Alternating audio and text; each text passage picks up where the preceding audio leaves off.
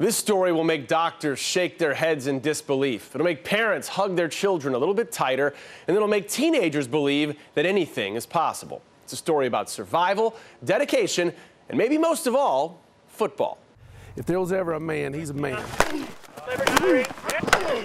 Number 3 is hard to miss on the football field. Wes Haas is an all-state linebacker, a 2-year captain, and the spiritual leader of the North Raleigh Christian Academy team. Football is my passion. Haas lives for football, and according to one doctor, football is the reason he's still alive. She said, you have so much to be thankful for, because if he had not been a linebacker and been so big and so in shape, he would be dead. There's no question in her mind. June 24th of this year, Wes was out on a pontoon boat with 2 teammates when disaster struck.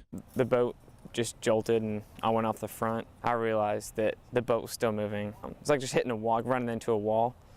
It spun me around a few times in the water. So you were bleeding, you were drowning, and you were spinning. Yeah. They called 911. He was airlifted to Duke Medical Center.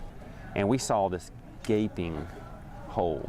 This huge canyon in this kid's leg. And that's what made us sick. That's what made us really think, Yeah. Oh my gosh, this is terrible. Dr. Blake Bogus and I are looking at a picture of his leg that night. It's too graphic to show on TV. There's a hole in his leg, and by hole, I mean you could put your hand He could put his whole fist and not touch anything And not inside touch his anything. leg, because everything's kind of made its way out. Everything had pulled, but retracted out or fell out.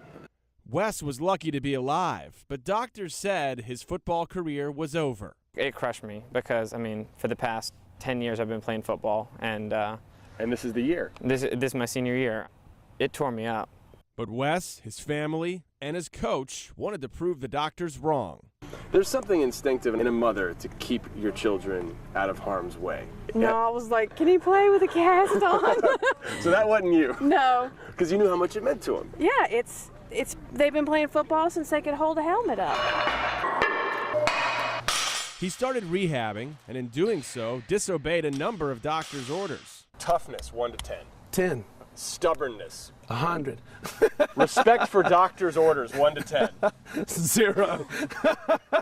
The doc said don't bend your knee for 3 months. Wes did it after a week. Even though we told him that he shouldn't be doing those things. No walking for 6 months. I walked it a month.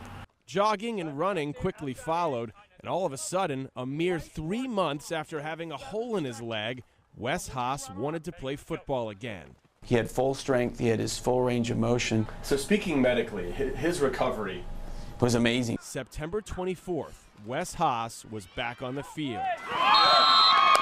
He's back playing football when everybody, except for him, said, you won't be.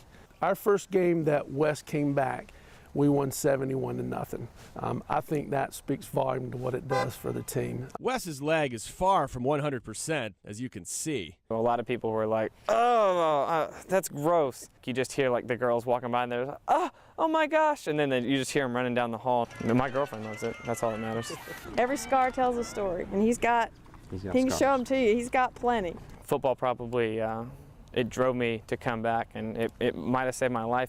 Now, Wes's high school career is over. No football scholarships offered, but he doesn't plan on letting that stop him.